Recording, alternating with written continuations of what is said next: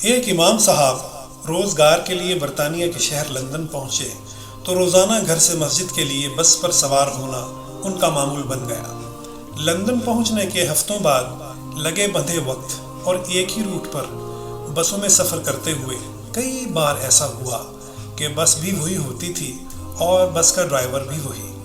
ایک مرتبہ یہ امام صاحب بس پر سوار ہوئے، ڈرائیور کو کرایہ دیا اور باقی کے پیسے لے کر اپنی نشست پر جا کر بیٹھ گئے۔ ڈرائیور کے دیے ہوئے باقی پیسے جیب میں ڈالنے سے قبل دیکھا تو پتہ چلا کہ 20 پنس زیادہ آ گئے ہیں۔ امام صاحب سوچ میں پڑ گئے، پھر اپنے آپ سے کہا یہ 20 پنس وہ اترتے ہوئے ڈرائیور کو واپس کر دیں گے کیونکہ یہ ان کا حق تو نہیں ہے۔ پھر ایک سوچ یہ بھی آئی کہ بھول جاؤ ان تھوڑے سے پیسوں کی کون پرواہ کرتا ہے، ٹرانسپورٹ کی یہ کمپنی ان بسوں سے لاکھوں پاؤنڈ بھی تو کماتی ہے، ان تھوڑے سے پیسوں سے ان کی آمدنی میں کیا فرق پڑ جائے گا، اور میں ان پیسوں کو اللہ کی طرف سے انعام سمجھ کر جیب میں ڈال لیتا ہوں اور چپ ہی رہتا ہوں۔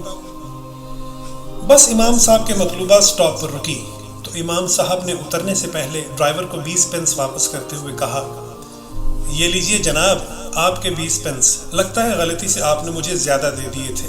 ڈرائیور نے 20 پنس واپس لیتے ہوئے مسکرا کر امام صاحب سے پوچھا، کیا آپ اس علاقے کی مسجد کے نئے امام ہیں؟ میں بہت عرصہ سے آپ کی مسجد میں آ کر اسلام کے بارے میں معلومات لینا چاہ رہا تھا۔ یہ 20 پنس میں نے آپ کو جان بوجھ کر دیے تھے تاکہ اس معمولی رقم کے بارے میں آپ کا رویہ پرکھ سکوں۔ امام صاحب کا بس سٹاپ آ گیا۔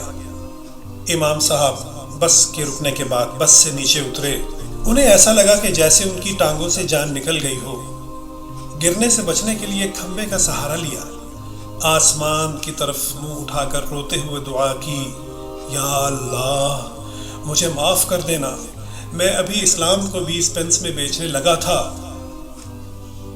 یاد رکھیے کہ بعض اوقات لوگ صرف قرآن پڑھ کر اسلام کے بارے میں جانتے ہیں، یا پھر ہم مسلمانوں کو دیکھ کر اسلام کے بارے میں اس کا عملی تصور باندھتے ہیں۔